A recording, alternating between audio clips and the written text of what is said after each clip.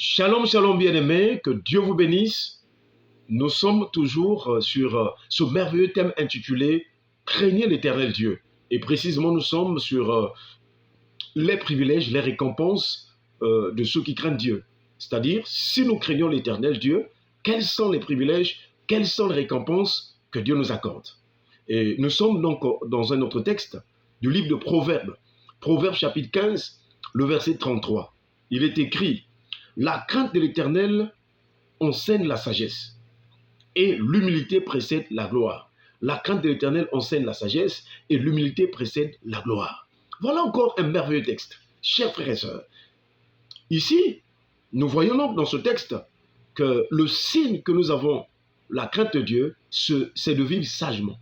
C'est de vivre la sagesse. C'est de vivre dans la sagesse. C'est de vivre la sagesse de Dieu. Et nous savons que dans la Bible, il y a deux types de sagesse. Il y a une sagesse qui est terrestre, il y a une sagesse qui est charnelle, donc diabolique, terrestre. Ah, je ne parle pas de cette sagesse.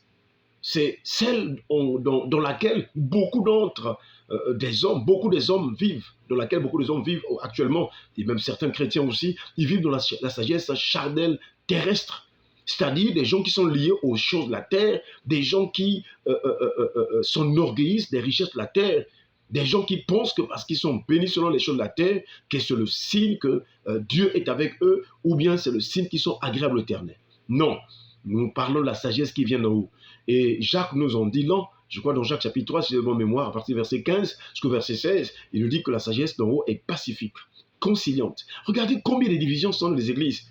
Les gens ne sont pas pacifiques. Les gens ne procurent pas la paix, alors que dans les béatitudes, le Seigneur nous en dit non. Il rappelle cela en disant que heureux ceux qui procurent la paix. Ça, c'est le signe que nous sommes le royaume. Et le signe que nous avons la crainte de Dieu, c'est de procurer la paix à notre prochain. Et c'est le signe aussi que nous sommes sages. Mais encore, il y a un autre signe fondamental de la sagesse, c'est l'humilité. Le signe qu'une personne est sage, c'est d'être humble. Voyez-vous, c'est pourquoi Jésus, quand il est arrivé, il est venu dans son ministère terrestre. Vous vous souvenez de ce que Paul dit dans 1 Corinthiens? Oui, dans 1 Corinthiens, il dit que Jésus, 1 Corinthiens chapitre 1, à partir du verset 30, Jésus est venu et il a accepté par la volonté du Père de se faire sagesse, justice, rédemption, sanctification, rédemption, chers frères et sœurs. Et Jésus a enseigné en disant: prenez sur vous mon joug et recevez mes instructions, car je suis doux et humble de cœur. Le signe que nous avons la sagesse, c'est être doux et humble de cœur. Et c'est alors, chers frères et sœurs, la gloire de Dieu va se manifester, la gloire de Dieu va paraître sur nous, la gloire de Dieu va se manifester dans notre vie. L'humilité précède la gloire. Beaucoup sentent l'orgueil, même dans le milieu chrétien, même dans le milieu des serviteurs de Dieu. Beaucoup puent l'orgueil. Quand vous voyez des gens, ne fût-ce que les apparences, la manière de se comporter, la manière de voir les autres, la manière de juger les autres, je vous assure, ça sent l'orgueil et l'arrogance.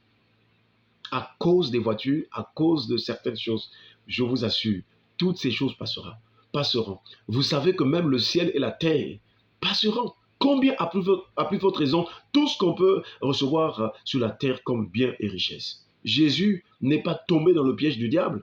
Le diable qui l'avait tenté en disant: si tu te prosternes et m'adores, je donnerai tous les royaumes du monde et leur gloire. Non, cherchons la sagesse, vivons la sagesse de Dieu, et le signe en est l'humilité. Soyez bénis, craignez l'Éternel et ayez vraiment l'humilité afin que la gloire de Dieu se manifeste. Amen. Shalom, shalom.